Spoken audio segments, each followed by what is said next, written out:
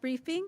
I'm LA County Board of Supervisor Hilda Solis, the Chair Pro Tem of Los Angeles County Board of Supervisors. And I'd like to thank Dr. Barbara Ferrer, Director of the Department of Public Health, who will also be joining us today again for her briefing. From the beginning of the crisis, we heard nationwide reports about the limited COVID-19 testing capacity. This is troubling because large-scale and accessible testing of COVID-19 is the key to containing the coronavirus. However, here in Los Angeles County, I want to remind our residents that we do have the capacity to test.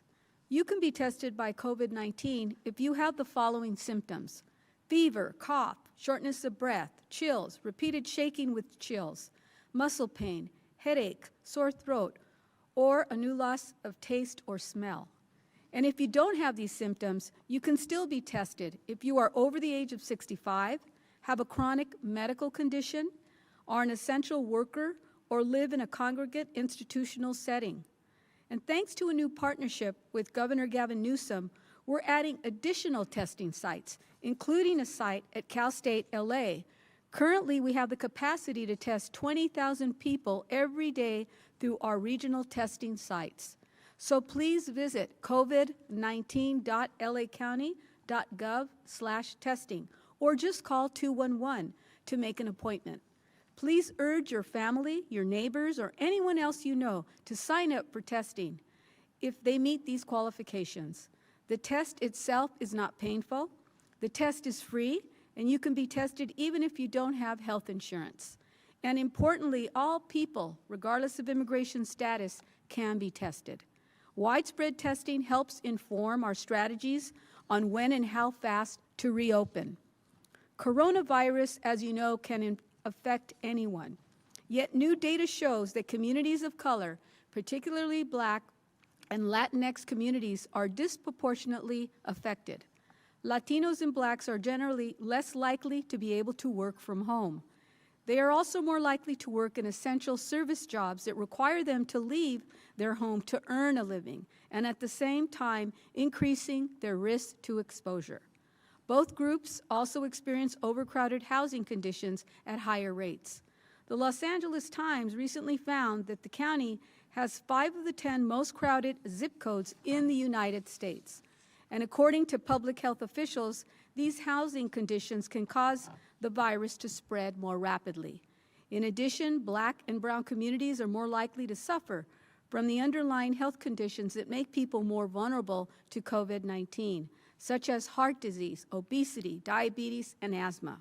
And last month, early racial data released by the state and our own LA County Health Departments suggested Latinx residents were not facing any higher rate of infection or death because of the virus. But now we have more data, and it shows what some experts predicted, an increase in rates of infection amongst Latinos. Here is the latest data on COVID cases and deaths by race and ethnicity. So far in 2020, Latinos account for 3,242 of the COVID-19 cases and for 690 of the deaths related to COVID-19.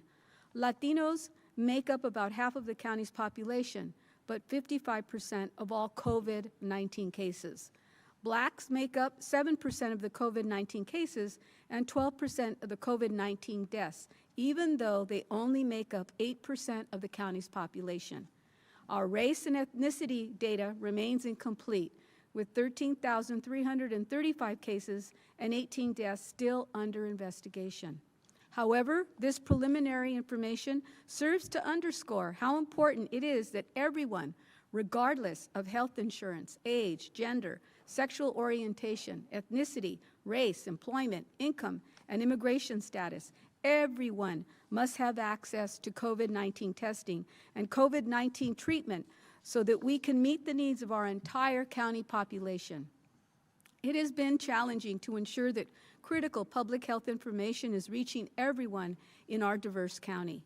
Here in Los Angeles County, our county departments and staff have made great efforts to share information widely on many platforms and in multiple languages so that it is accessible. We'll keep working to provide this critical data to make clear that COVID-19 is not something anyone should ignore. For the sake of our own health and that of your loved ones, please get tested. This remains a time of great uncertainty and fear. Still, it is my hope that everyone will continue to care for themselves and others. LA County is a community of courage, one that will march on and adapt to our current reality. You have met the crisis with your kindness for your fellow residents, wearing a mask when you pick up a dinner from your favorite local restaurant, stepping aside to ensure at least 6 feet of distance when you pass by someone in the street, and offering to pick up groceries for your elderly neighbor. These are the moments that will see us through this crisis. Thank you so much. With that, I would now like to introduce Dr. Barbara Ferrer.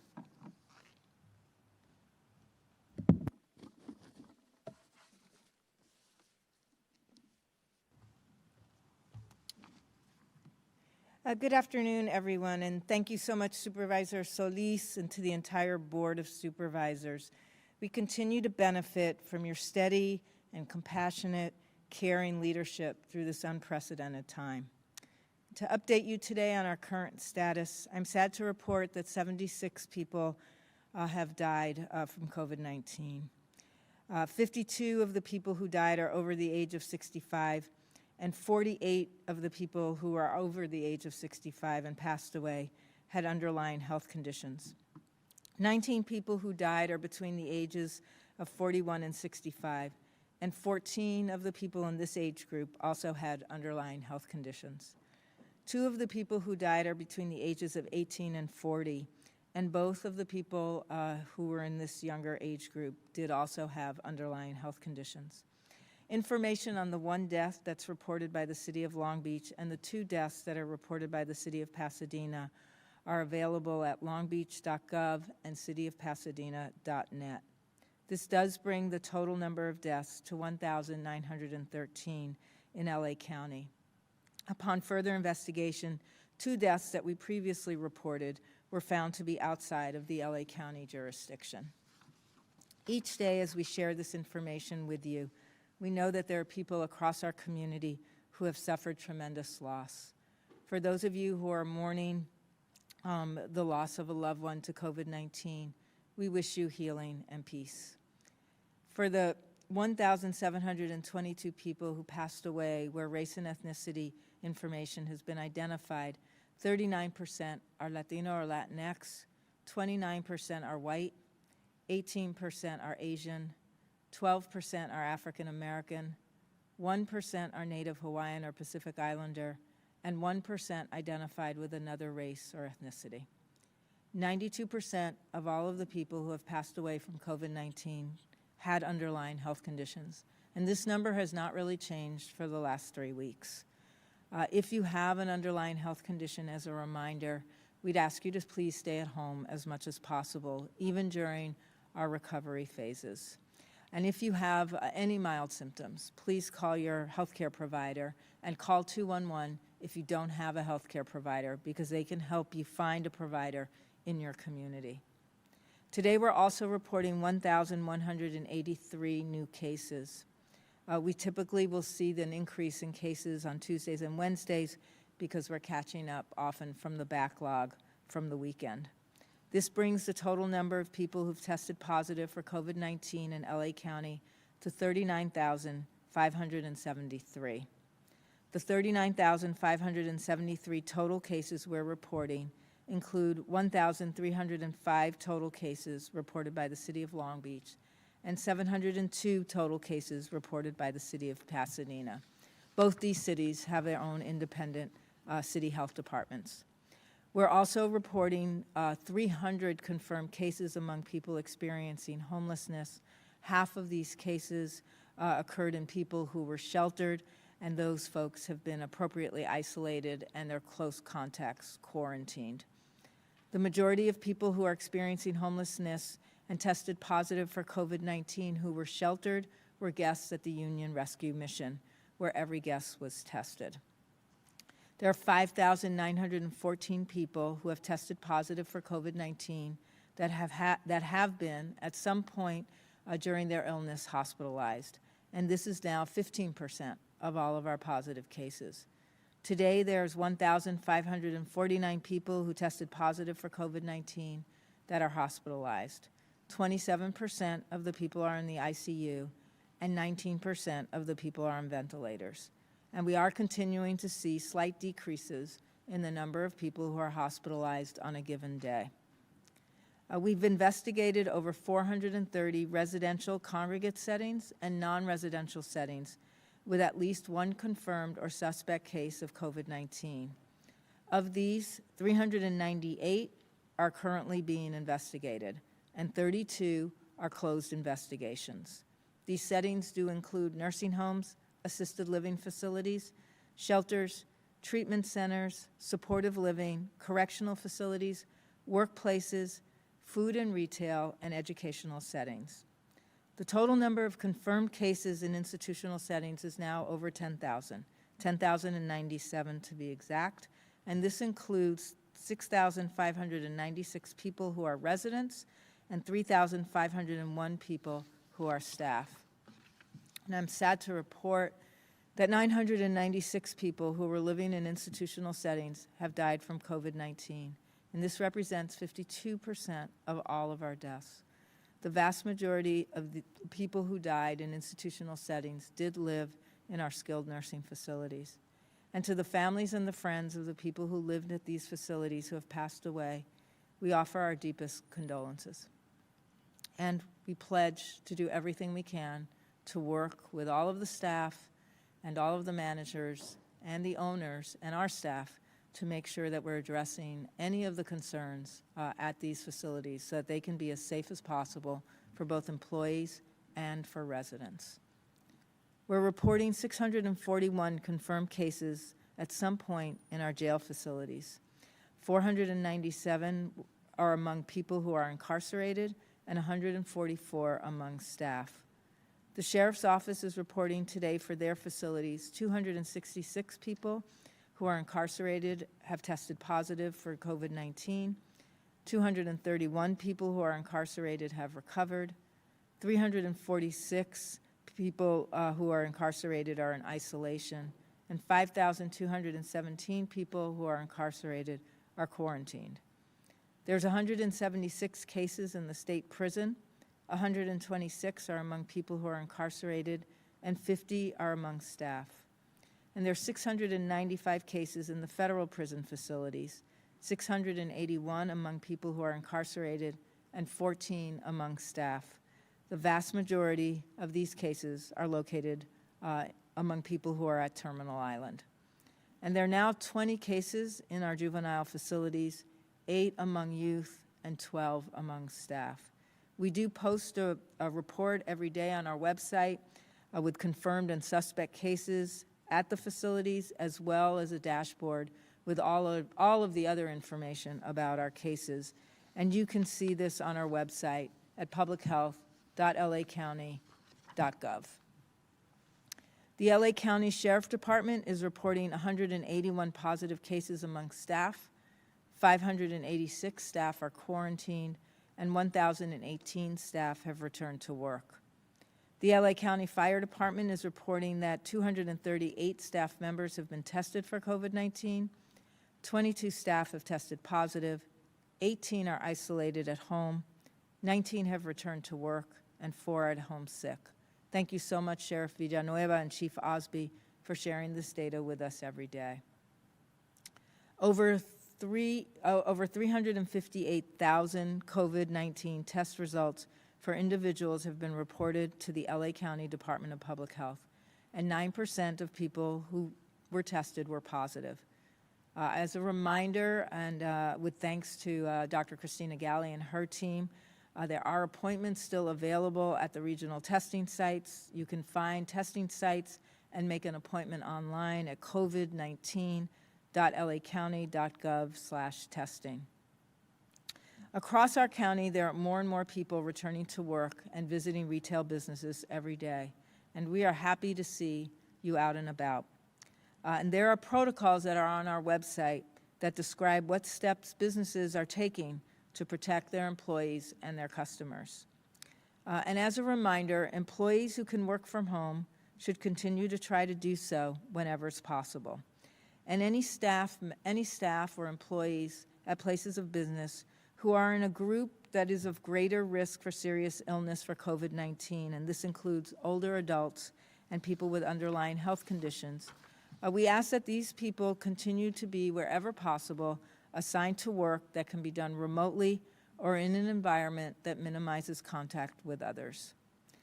It's also very important to remind ourselves as we're back at work that if we don't feel well, we should not be going into work. And if we've tested positive for COVID-19, we need to stay home in isolation. For employees who are returning to work, you are being asked to do a symptom check before you come in. You can either do that remotely in some locations, or you may be asked to do it in person. And this really helps make sure that people who have any symptoms, even of mild illness, are able to stay home. All employees need to be able to wear a cloth face covering at work whenever they're around any other people, either employees and/or customers. And the employer is asked to provide, at no cost to the employee, the face coverings. There also need to be frequent breaks for employees so that they're able to go and wash their hands. All aspects of infection control are important. So shared and high-touched areas like bathrooms and break rooms do need to be disinfected frequently, and the entire facility needs to be cleaned at least once a day. Hand sanitizer, tissues, and trash cans should always be available for customers to use. Wherever there are workstations, those should be separated, when possible, by at least 6 feet. And breaks should be staggered to ensure that people can maintain physical distancing in the break rooms and in other shared areas. And we ask you, if you're a customer that's visiting a non-essential retail establishment, please note that you're not able to enter the store, and instead what you'll be doing is getting your items doorside or curbside. And if there are other people that are waiting to pick up items, please remember to keep your 6-foot distance. Oftentimes you'll see tape or markings that will help make sure that you're able to stay apart from each other. And as a reminder, everyone who's a customer does need to have a cloth face covering on as well.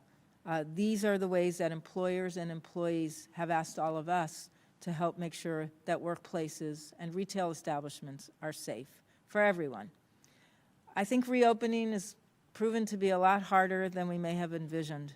And as we are all making major adjustments to our businesses and our day-to-day lives that we thought we'd never need to make, many of us may be experiencing fear, frustration, anxiety, and depression. And I know this is all very difficult. And I want to acknowledge that for many who are going back to work this week, there are legitimate concerns around safety that are making you feel anxious and afraid. I ask that you talk with your employers or that you call our mental health hotline to get some help if you're feeling overwhelmed by your anxiety. Yesterday I did mention that the tools we have in this pandemic as individual people are to keep our distance and to wear cloth face coverings. This is because we don't yet have a vaccine. But I do want to remind us, we do have each other. And each of us has the power to protect other people. And by working together, we do reopen in ways that make sure that workers and residents are safe. So thank you so much for doing your very best effort. You're making a difference, and your actions continue to save lives. And now we'll open for questions.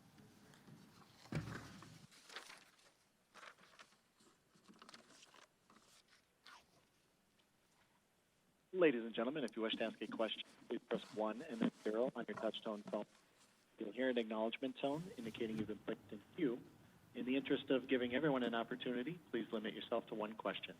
Once again, if you have a question, please press 1, then 0 at this time. Our first question will come from Colleen Shelby with LA Times. Please go ahead. Hi, thanks for taking my question. Newsom had said earlier that the rate of people testing positive for the coronavirus is more important to track than the total. I was wondering if you could tell us what the positivity rate has been in LA County for the past 2 weeks compared to what it was during the worst of the outbreak. Do you have that information? Sure, thanks a lot. Great question. I'm not sure I have the exact numbers, but I can definitely give you an idea, and our communications team can get back with you to verify. At the height of the pandemic a few weeks ago for us here in LA County, our positivity rates were somewhere between 13 and 15%. The last 2 weeks we've seen a steady decline. It's not been as low as it is now. Now it's at 9%. Until the last few days. We've been more like 10%, 11% for the last week or so. But we are seeing a decline. I noted yesterday, I think this is in part a reflection that there are more people who are being tested who don't have symptoms, and that in fact is driving down the rate of positivity. Just because at the very beginning, the only people who could get tested were people who are pretty sick. And I think they had a higher chance, since they were pretty sick, of being positive than other members who are asymptomatic with no symptoms being tested. So we'll take the next question. Thank you. Our next question will come from Ryan Carter with Los Angeles Daily News. Please go ahead. Yes, hi. Hi, doctor. Can you hear me okay? Hello? Yes, we hear you great. Okay, great. All right, thank you kindly.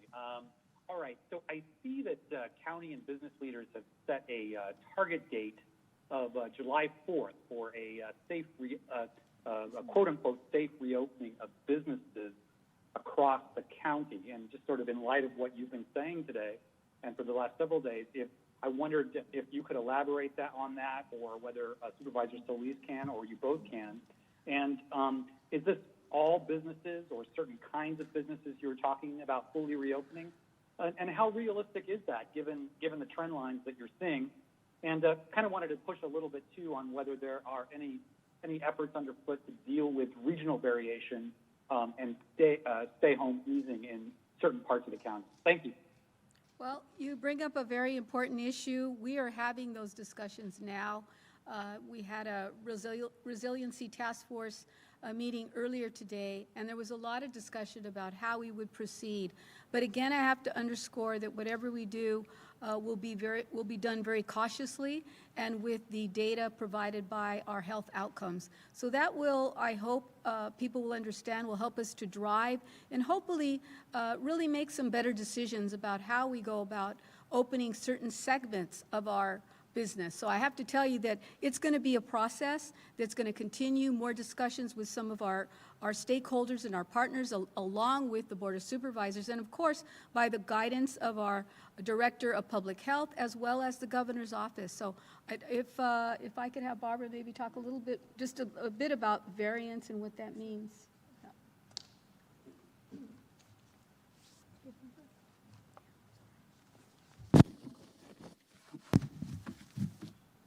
Yeah, thank you so much, Supervisor. I think I'll just deal with the issue on the variance, because I know that yesterday the governor announced an opportunity for counties to seek a variance. And while LA County wasn't listed yet as one of the counties that could seek a variance, what the variance would allow us to do as a county is to proceed more quickly than the governor is proceeding with the state health officer orders on our reopening during the stage 2 of the roadmap to recovery.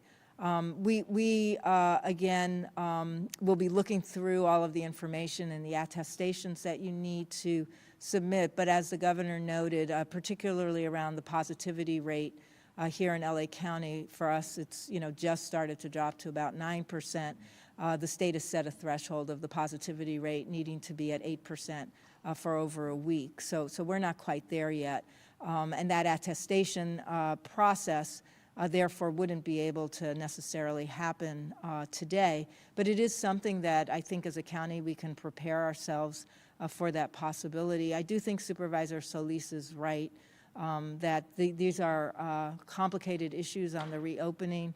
I think we're all working together really well across the county to make sure that we do the reopening in a way that's both sensible and allows for everyone to be as safe as possible, particularly for workers. But we do it with a sense of urgency. And I think the governor feels the same way, that we are on the recovery journey, and we do need to attend to making sure that we're doing everything we can to reopen, again, as safely as possible, but understanding that there is some urgency among all of the people in the different sectors for us to pay attention to what are the possibilities for introducing protocols that guarantee as much safety as possible with the reopening. So thanks for your question. Next question. Thank you. Our next question will come from David Douglas with NBC News. Thank you for your time today, Doctor. Over the weekend, we saw crowds in some places, parks, and on some of the more popular hiking trails that are open. So 2 questions. One, have you all set a capacity threshold where you plan to close down certain sites or set a marker for yourselves where if you aren't seeing social distancing take place, you might take that action? And 2, could you speak to perhaps the importance of public recreation areas, even if, as I alluded to, they do get crowded at times, as perhaps being safer because the exposure is generally brief and quite casual than, say, people getting frustrated with not being able to go out anywhere and, for instance, throwing a party in their backyard and having a potential spreader event? If you can just elaborate on which kind of exposure is a lower risk and what would be better overall. Yeah, thanks a lot. A great question. I'm a public health person, so I think no matter what, the best thing to do when you're out and about and you're going to be around other people is protect them by putting on that cloth face covering and keeping your distance. If we're doing that, even if there are a lot of people on a trail, people are doing the right thing and there's a lot less exposure. This is a place where I think, we all do our part. We do want these trails open and we do want these beautiful places that we have all across the county to be places and spaces where people can go. And we want everyone to make sure that when you go, you keep somebody else safe by just what I said. You do need that cloth face covering if you're going to be near somebody, and they need to put one on if they're going to be near you. And keep your distance on the trails and keep your distance when you're walking through the parks or you're enjoying our beaches. That's going to be essential throughout the entire recovery plan. And I do appreciate your second question, which is, where is it safer? Outside is definitely a lot safer in many ways than when we're inside. And it's not always true. If there were people very crowded together outside and they weren't keeping their distance and they didn't have face coverings on, that would produce a fair amount of risk. But in general, outside spaces tend to be places where we're safer because we're not inside and there aren't a lot of objects around that are being touched frequently. And in some ways, it's easier for us to keep our distance. We've always said, please, it's not time for parties and it's not time for crowds. That will clearly, as people have noted in articles that have been written and in stories that have been shown on TV, by lots of media, there are outbreaks associated with those parties, and they're pretty easy to track. And again, particularly given what we know that there are asymptomatic people without any symptoms that are infected and can spread, party is an extraordinarily bad idea, and we would ask everyone to hold off on any kinds of parties or large gatherings. That just doesn't make sense. As we reopen, these are the steps we get to take. We get to use our common sense, and we get to protect each other. And I have a lot of confidence that we're going to do that. So with that, I'll take the next question. Our next question comes from the line of Claudia with KNX News Radio. Please go ahead. Thank you. I'm just wondering if the July 4th goal is something Supervisor Barger discussed with public health officials before putting the date out there, and if so, what was your advice on that? Thank you. Are you directing that to myself or to Dr. Ferrer? Paula? Hello? They may have closed them. They closed the line. To public health officials? Oh, public. Hello? Yeah. Hold on Thank a you. sec. Yeah, thanks a lot, Claudia, for the question. And obviously, we work very closely with all the supervisors on the board, and we're all aiming for a date where, our businesses are going to be able to open safely.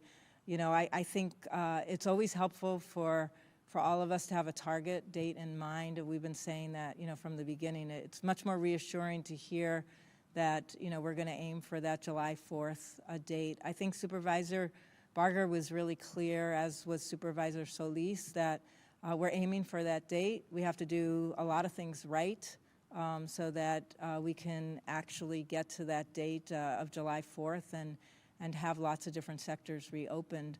And, you know, we all do our part, and I think that's a place, that's certainly a goal we can reach, but we all are going to need to do our part, and we're still going to need to pay a lot of attention to what the data is telling us. So we'll take the next question. Our next question comes from the line of Patrick Haley with NBC4 News. Please go ahead. Hi, thank you very much.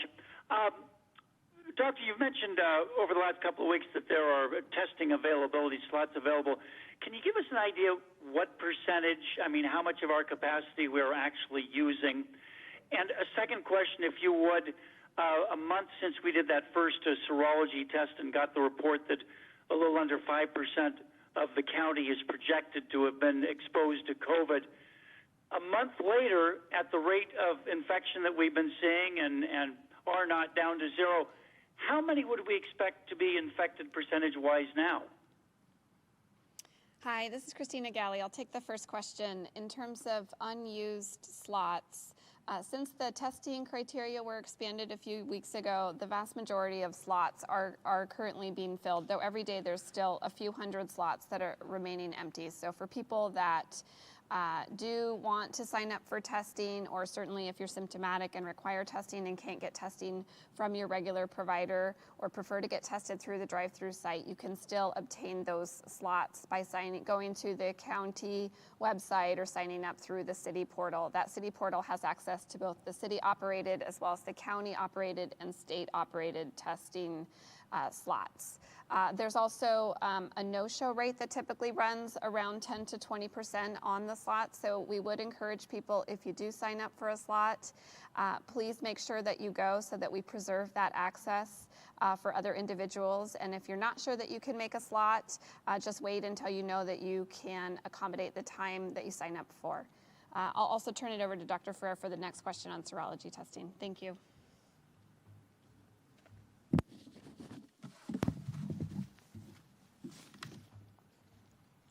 Yeah, thanks for the question on serology testing. So yes, I mean, the good news is that we're actually going to have results later this week, maybe even as early as tomorrow. I know the team from USC is working hard with our folks to put together the data. As you recall, we did another round of serology testing last week, so we're going to have an ability to actually have some real data, and we won't have to guess at the number, and we'll be able to actually, you know, either tomorrow or the next day, we'll actually be able to release those results. And I think, again, that will be really important information for all of us to have. We'll take the next question. Our next question comes from the line of Dave Lopez with Channel 2 News. Please go ahead. Yes, Doctor. I hate to belabor the July 4th date, but you've answered what would have been my questions earlier. Let me ask you this. If it can't be July 4th, at what point can you start to worry, or experts start to worry, of so-called battle fatigue? I mean, this has been a long haul, and people want to be able to get back to some kind of life. I mean, how long is too long? Dave, could I just, this is Supervisor Solis, just at the top. You know, we had a meeting today with our Resiliency Task Force, and that is a proposed group made up of different stakeholders. And this was our second meeting that we had officially, and we started to begin to drill down on what the concerns are and what we're hearing and how we can better equip ourselves as a county to be ready for that date. And it's going to be a slow process. So I have to tell you that, you know, our aspiration is, yes, we would like to open up sooner than later, July, yes, possibly. That's a goal. That's a goal, but we have to get there, and we have to do it by measurement. We have to do it with scientific evidence and data, and making sure that everybody's adhering to the public health order. And I can tell you, as one supervisor, I have a great deal of concerns that some people are not listening to that message. So I want to drive that home, but I'll turn it over to Dr. Ferrer.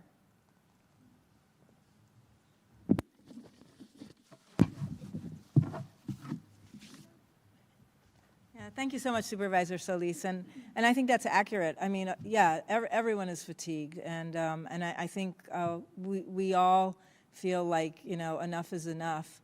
I wish the virus said enough is enough also. I mean, I wish it would just go away. And I know you all agree with me. You know, we wish this wasn't going on so long, and why is reopening so hard? You know, I think we all had really felt like, you know, once we started to reopen, everything was going to be good, and we were going to like just be able to move on pretty quickly. And I think the reality is that, as Supervisor Solis said, we are going to really aim together to get there as quickly as possible. But we're going to pay attention to the data, and we're going to pay attention to the science. And I think it is correct to note that it's going to take all of us working together to be able to do this quicker rather than slower. So, you know, thanks for that question. And we'll take the next question, which will be the last question.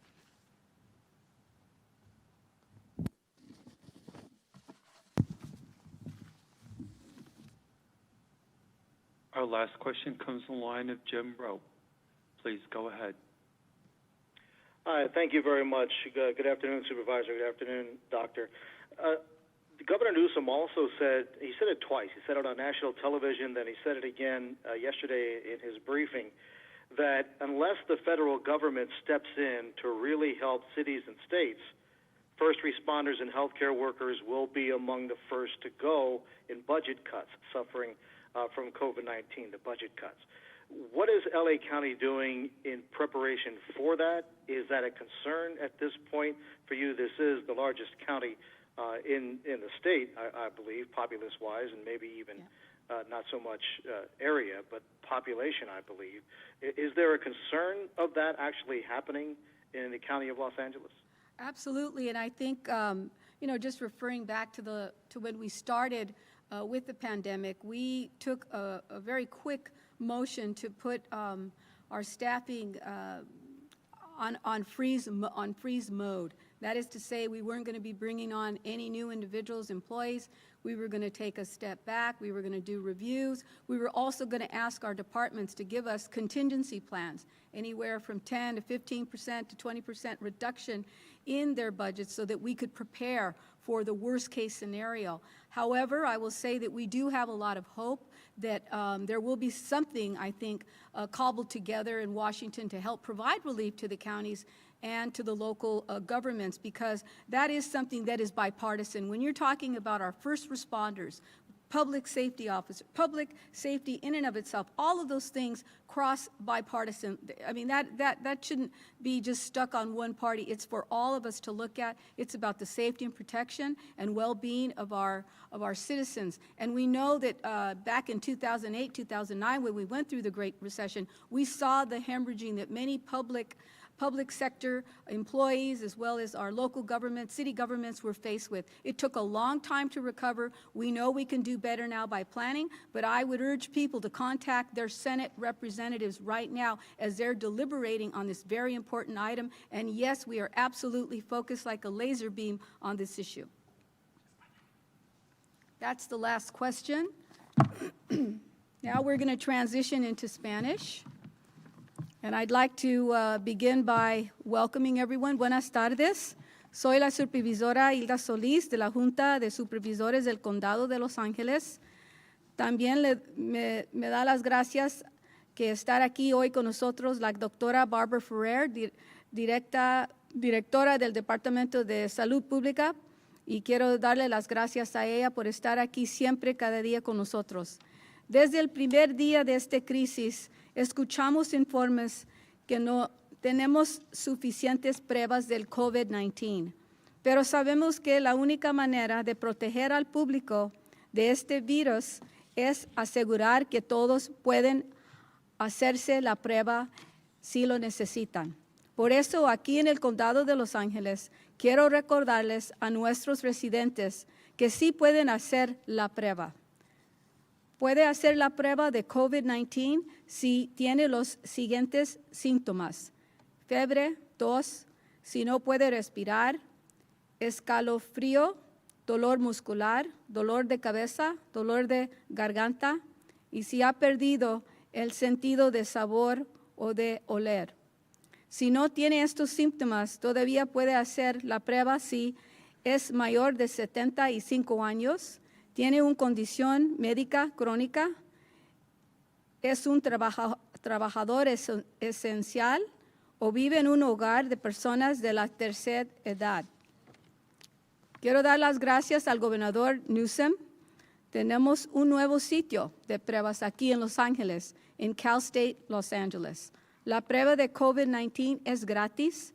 Puede llamar a 211 para una cita y no deben de tener miedo.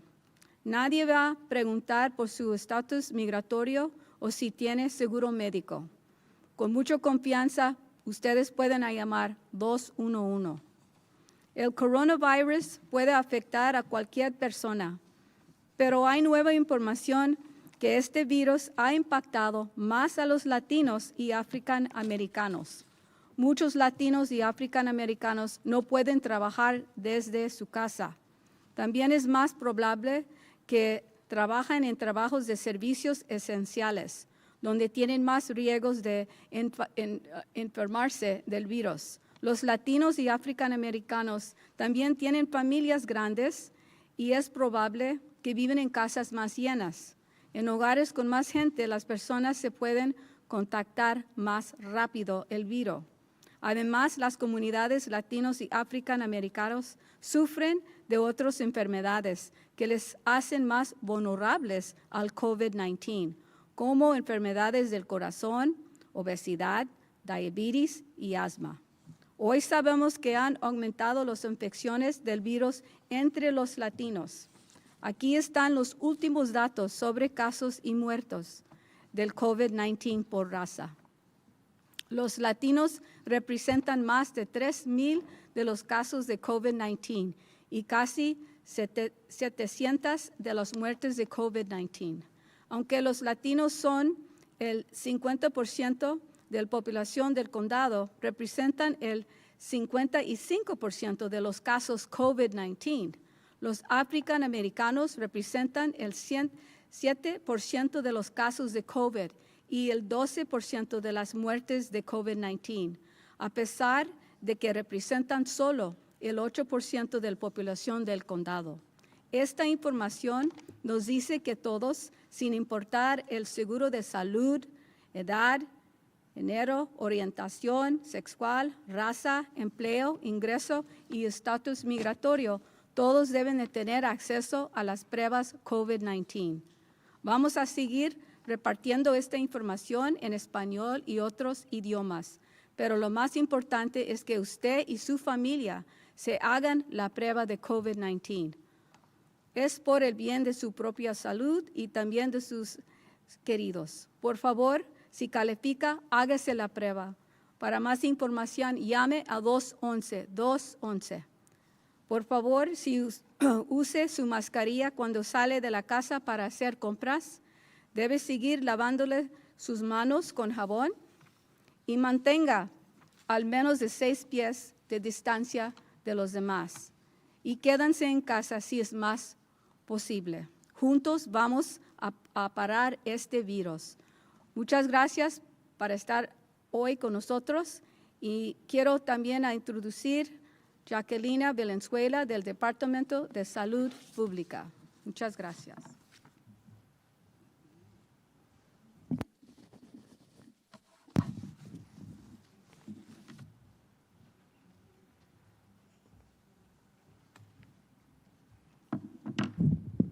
Buenas tardes. Para actualizarlos, nos da tristeza informar que 76 personas adicionales han fallecido por causas de COVID-19.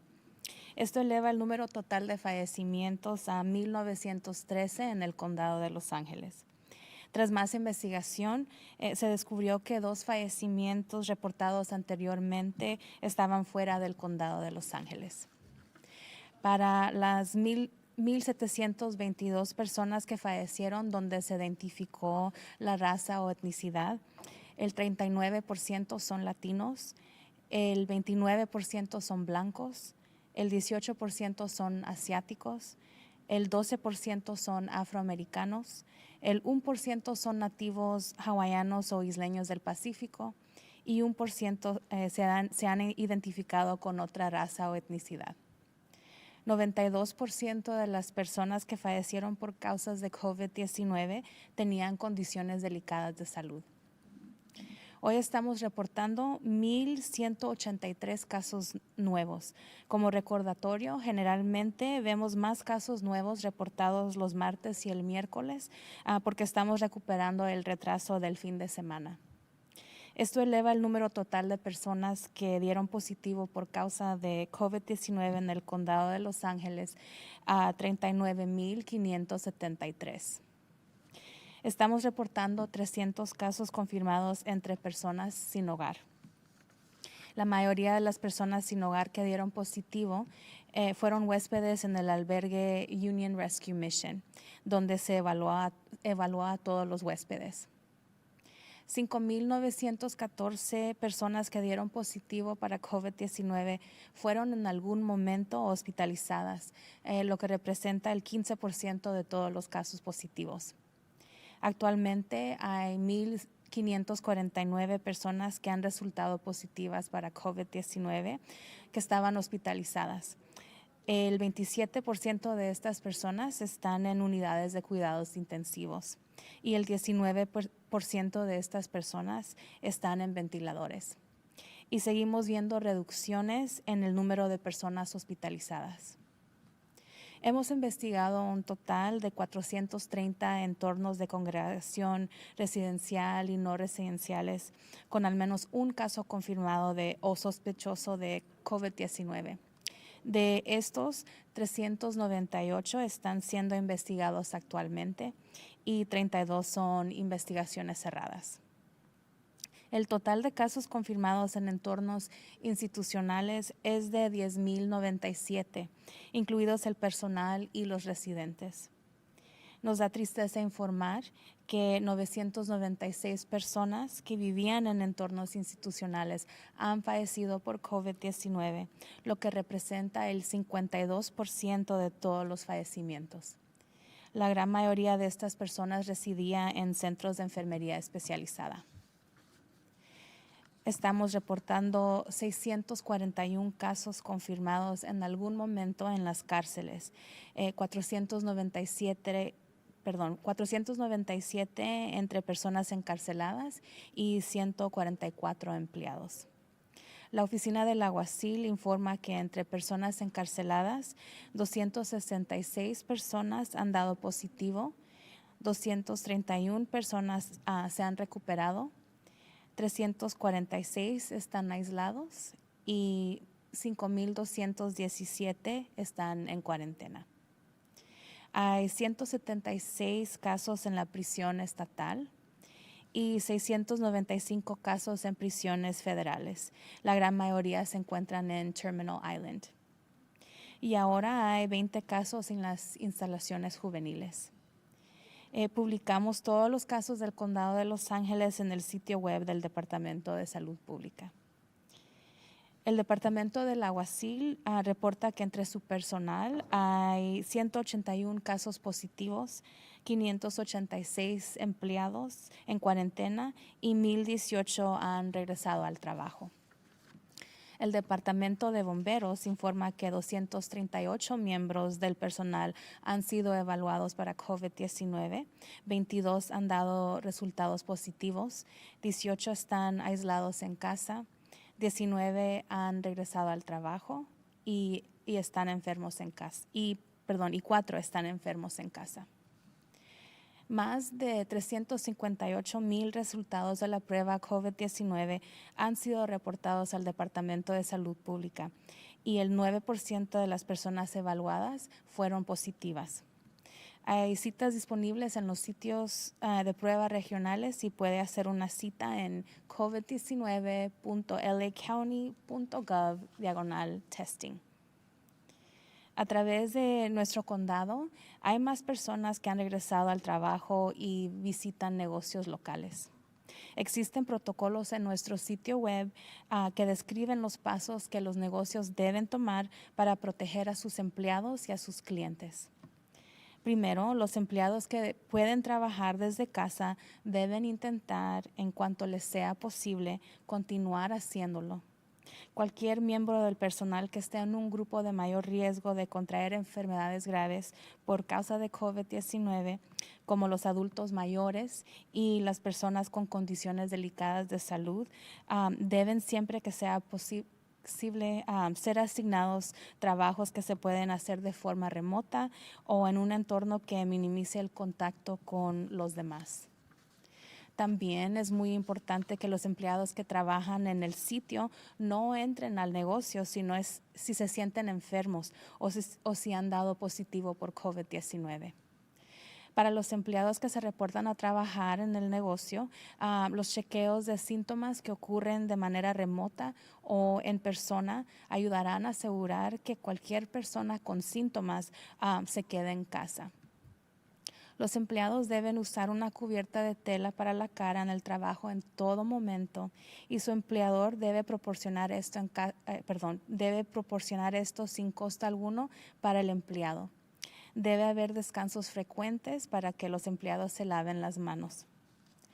Todos los aspectos del control de infecciones son importantes, pero lo que todas las áreas compartidas y de alto contacto, como los baños y las salas de descanso, deberán desinfectarse con frecuencia y todas las instalaciones se limpiarán a diario. Y habrá desinfectante de manos, pañuelos de papel y botes de basura para que usen los clientes. Es importante que las instalaciones de trabajo, siempre que sea posible, estén separadas por al menos 6 pies y que los descansos deben escalonarse para garantizar que las personas pueden mantener la distancia física en las salas de descanso y en otras áreas compartidas.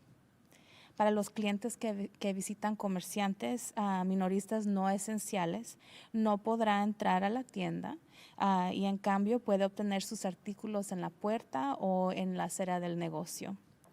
Si hay otras personas esperando en línea para recoger sus compras, mantenga una distancia de 6 pies y debe haber marcas para hacerles saber dónde comenzará a formarse una línea y los lugares donde cada persona debe esperar para asegurar de que siempre haya por lo menos 6 pies de distancia entre personas. Los negocios deben completar una lista de verificación que explica cómo mantienen seguros a los empleados mientras trabajan y aseguran de que los empleados y el público puedan ver esta lista de verificación. La reapertura es difícil y probablemente mucho más difícil de lo que todos imaginábamos. Y todos estamos haciendo importantes ajustes a nuestros negocios y a nuestra vida cotidiana que nunca pensamos que tendríamos que hacer. Estos son tiempos realmente extraños y nos afecta a todos de diferentes maneras.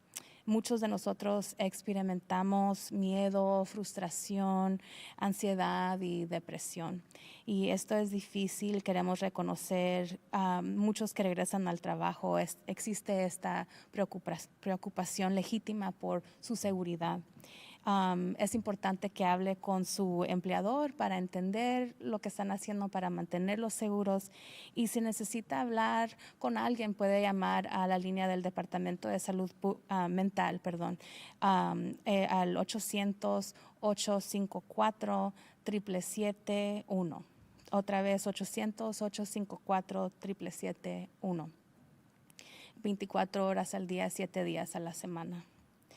Ayer mencionamos que en este momento las herramientas que tenemos en esta pandemia son el distanciamiento físico y el uso de cubiertas de tela para la cara. Todavía no tenemos medicina y no tenemos una vacuna, pero sí nos tenemos uno al otro.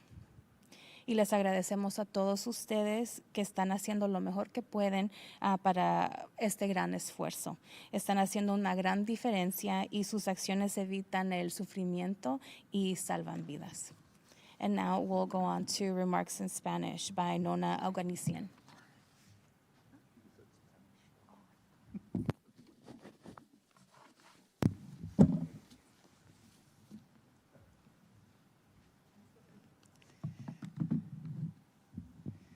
Բարի օր բոլորին։ Շնորհակալ եմ վերահսկիչ մարմինների ողջ խորհրդին։ Ներկա իրավիճակի վերաբերյալ տեղեկությունները հետևյալն են։ Այսօր ցավով հայտնում ենք եւս 76 մահվան մասին։ Այս մարդկանցից 52-ը 65 տարեկանից բարձր են, որոնցից 48-ը ունեցել են ուղեկցող առողջական խնդիրներ։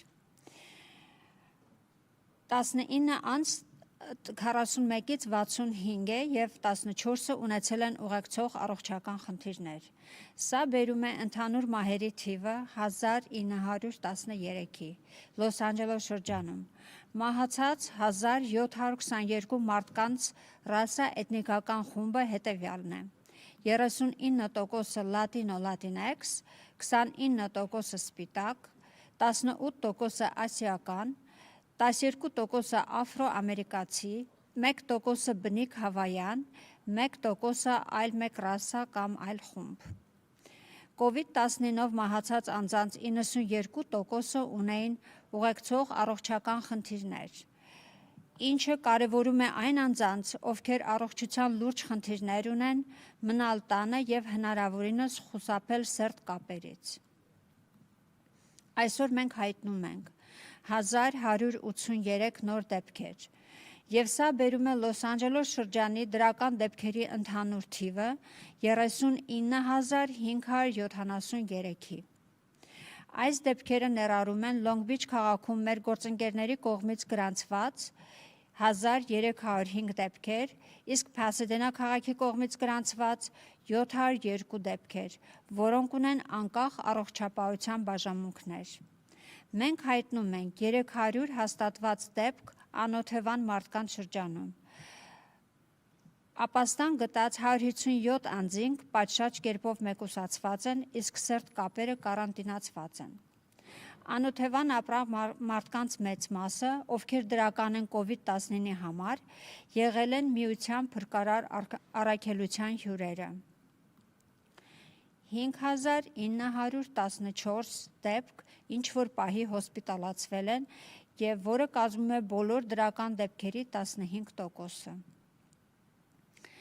19% միացված են շնչառական օդափոխիչների եւ 27% գտնվում են ինտենսիվ խնամքի բաժանմունքում։ Ներկայումս քննություններ են կատարվում 430 ինստիտուցիոնալ բնակչության հաստատություններում։ Դրանց թվում են ծերանոցներ, ապաստաններ, բուժման կենտրոններ, օժանդակվող բնակելի հաստատություններ եւ քրյա կատարողական հիմնարկներ։ Ինստիտուցիոնալ միջավայրում հաստատված ընդհանուր դեպքերը 10097 են եւ ներառյալ անձնակազմ բնակիչներ։ Այս դեպքերից բնակիչները կազմում են 6596-ը եւ աշխատակազմը կազմում է 3501։ Ցավով ենք հայտնում, որ այս հաստատություններում COVID-19-ով մահացել են 996 մարդ, որը կազմում է բոլոր մահերի 52%-ը։ Մենք զեկուցում ենք, որ հաստատված 641 դեպքեր արձանագրվել են քրյա կատարողական հիմնարկներում, 497 դատապարտյալ եւ 144 աշխատող։ 266 բանտարկյալներ տեստավորվել են դրական, 346-ը մեկուսացված են, 231-ը առողջացել են, 5217-ը կարանտինացված են։ 176 դեպք նահանգային բանտերում, 126 բանտարկյալ եւ 50 աշխատակազմ եւ 695 դեպք ֆեդերալ բանտերում, 681 բանտարկյալ եւ 14 աշխատակազմ, 20 աշխատակազմի դեպք անչափահասների հաստատություններում։ Մենք տեղադրում ենք հաստատված դեպքերի եւ մահվան թիվը մեր կայքում, աշխատողներին, բնակիչներին եւ ընտանիքներին տեղեկացնելուց հետո։ Եվ Լոս Անջելես շրջանի արձանագրված բոլոր նոր դեպքերի զեկույցը կարող եք տեսնել առողջապահության վարչության կայքում publichealth.lacounty.gov։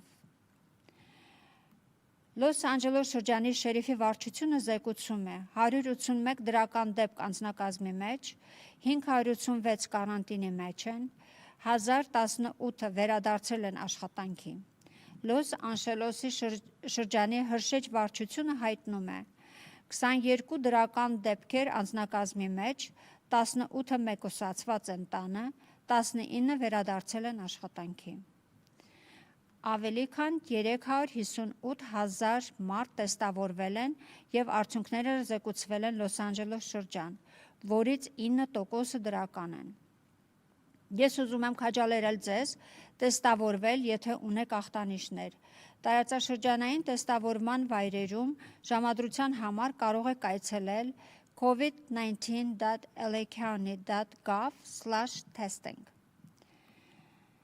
Բիզնես հրահանգներ, որոնք պաշտպանում են աշխատողներին և հաճախորդներին։ Մեր մարզում ավելի շատ մարդիկ են վերադառնում աշխատանքի և այցելում մանրածախ բիզնես։ Մեր կայքում կան արձանագրություններ, որոնք նկարագրում են, թե ձեռնարկությունները ինչ քայլեր պետք է ձեռնարկեն իրենց աշխատողներին և հաճախորդներին պաշտպանելու համար։ Նախ, աշխատողները, ովքեր կարող են տնից աշխատել, հնարավորության դեպքում փորձեն դա անել։ Եվ ցանկացած անձնակազմ, տարեցներ և առողջական հիմքում ընկած պայմաններ ունեցող մարդիկ հնարավորության դեպքում նշանակեն աշխատանքը, որը կարող է կատարվել հեռակա կամ այնպիսի միջավայրում, որը նվազագույնն է հասցնում շփումը ուրիշների հետ։ Աշխատակիցները պետք է միշտ հագնեն կտորի դեմքի դիմակ աշխատավայրերում, և նրանց գործատուն պետք է դա ապահովի։ Հաճախ